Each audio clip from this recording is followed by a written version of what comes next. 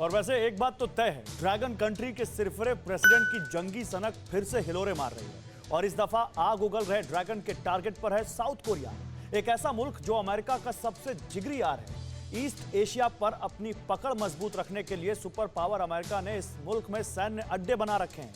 बस इसी वजह के चलते चीन अब साउथ कोरिया पर अटैक का चक्रव्यूह तैयार कर रहा है और इसके लिए चीन ने रात के अंधेरे में अपने आसमानी लड़ाकों की फौज को साउथ कोरिया के एयर डिफेंस जोन में दाखिल करा दिया। लेकिन सबसे ज्यादा हैरान करने वाली बात यह है कि सिर्फ चीन ही नहीं बल्कि रूस के फाइटर जेट भी साउथ कोरिया के एयर डिफेंस में घुसे। तो क्या जल्द ही रूस और चीन महाशक्ति के खिलाफ जंग का आगाज कर चुके हैं? आप खुद देखिए।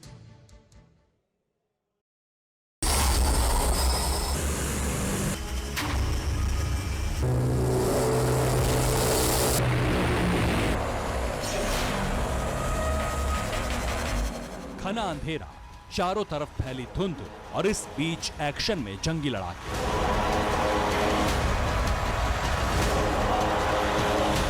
चार वॉरप्लेन और 15 लड़ाकू विमान सिलसिलेवार ढंग से आसमान में उड़ान भरने लगे।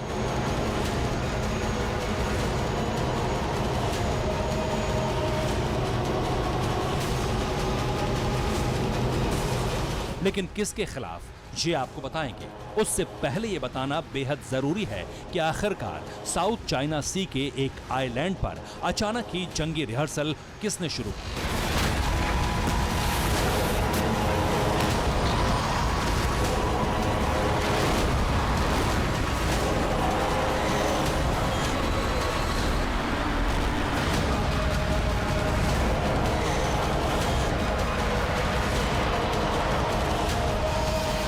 असल में ये रूस और चीन का आसमानी ट्रेलर था जिसका साफ और सीधा मकसद था सुपर पावर अमेरिका को हद में रहने की हिदायत देना। और इसके लिए रूस और चीन के जंगी लड़ाकों ने साउथ कोरिया के एयर डिफेंस जोन में घुसपैठ की ताकि अमेरिका का साथ देने वाले साउथ कोरिया को धमकाया जा सके।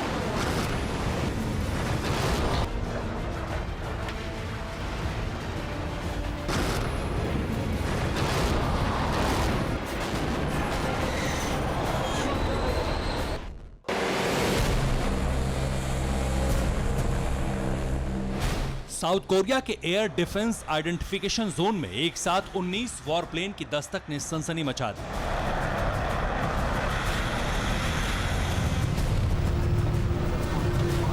फौरन ही साउथ कोरियाई सेना ने पूरे इलाके को हाई अलर्ट पर कर दिया।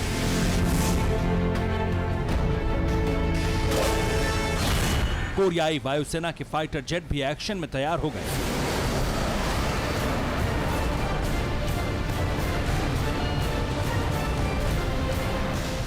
मगर बात आगे बढ़ती उससे पहले ही चीन और रूस ने अपने लड़ाकों को साउथ कोरियाई एयर डिफेंस जोन से दूर कर लिया।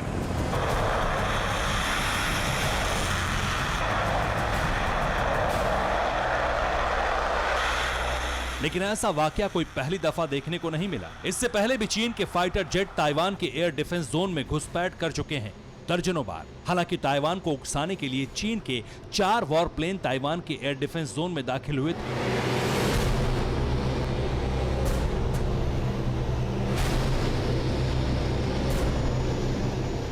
ताइवान डिफेंस के मुताबिक चीन के Y-8S और Y-9 एयरक्राफ्ट ने डोंगशेन आइलैंड पर घुसपैठ की। डोंगशेन आइलैंड पर ताइवानी एयर डिफेंस ने 4 एयरक्राफ्ट की शनाख्त की। चीनी घुसपैठ के बाद ताइवान ने अपने इलाके में डिफेंस सिस्टम तैनात किया। चीन के इन हथकंडों के पीछे का मकसद क्लियर है, अमेरिका को चेताना, क्योंकि ईस्ट एशिया में जापान, ताइवान और साउथ कोरिया ही ऐसे मुल्क हैं जो खुल्लम खुल्ला अमेरिका का साथ देते हैं। इतना ही नहीं, इन सभी मुल्कों में अमेरिकी सेना ने अपना बेस कैंप बना रखा है ताकि ड्रैगन की हर हरकत पर निगाह रख सके। मगर चीन जानता है भले ही अमेरिका साउथ चाइना सी में अपने जंगबाजों के साथ है, मगर वो सीधे चीन से जंग नहीं लड़ सकता। ऐसे में अमेरिका को उकसाने के लिए बार बार ड्रैगन उसके जिगरी यारों को टारगेट कर रहा है।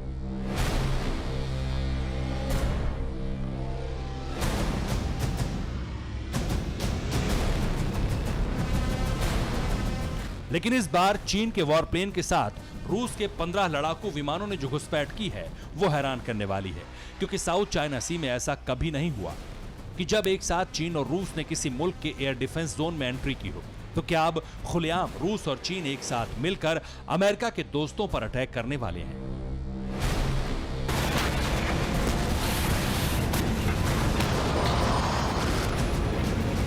क्या ब्लू वॉर जोन में दो ताकतवर मुल्कों की जोड़ी सुपर पावर के खिलाफ जंग छेड़ेगी? यकीन मानिए, अगर ऐसा होता है तो ये महाशक्ति अमेरिका और उसके दोस्त जापान, ताइवान और साउथ कोरिया के लिए बहुत बड़ा खतरा होगा। तो वहीं साउथ चाइना सी से ये खबर सामने आ रही है कि साउथ कोरिया के एयर डिफेंस जोन में घुसपैठ के बाद चीन की नौसेना ने अमेरिकी जंगी बेड़ों पर भी अटैक किया और उन्हें नंशा आइलैंड से खदेड़ दिया।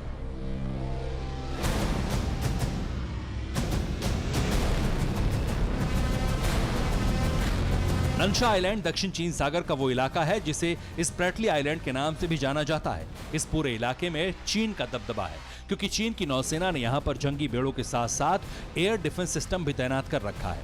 ये इलाका नो फ्लाई जोन में आता है, यानी अगर कोई वॉर प्लेन या फिर लड़ाकू विमान इसके एयरफील्ड में उड़ा तो चीन का डिफेंस सिस्टम बिना अलर्ट किए ही उसे तबाह कर सकता है।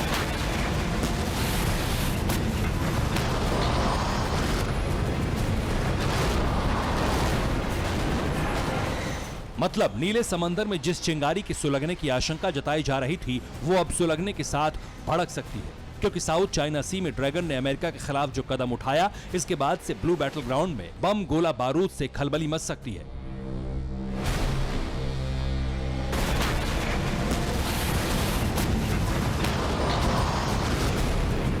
क्योंकि जिस तरह से ड्रैगन रूस के सपोर्ट के बाद अमेरिका और उसके दोस्तों के खिलाफ आक्रामक हुआ, उसे देखकर यह कहना गलत नहीं होगा, अगर साउथ चाइना सी में महाजंग हुई तो फिर किसी न किसी मुल्क की बलि जरूर चढ़ेगी।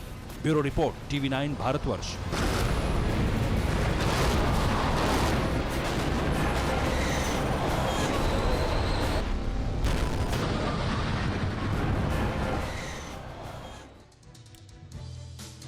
अड़ी सोमवार से शुक्रवार शाम 6 बजे सिर्फ TV9 भारतवर्ष पर।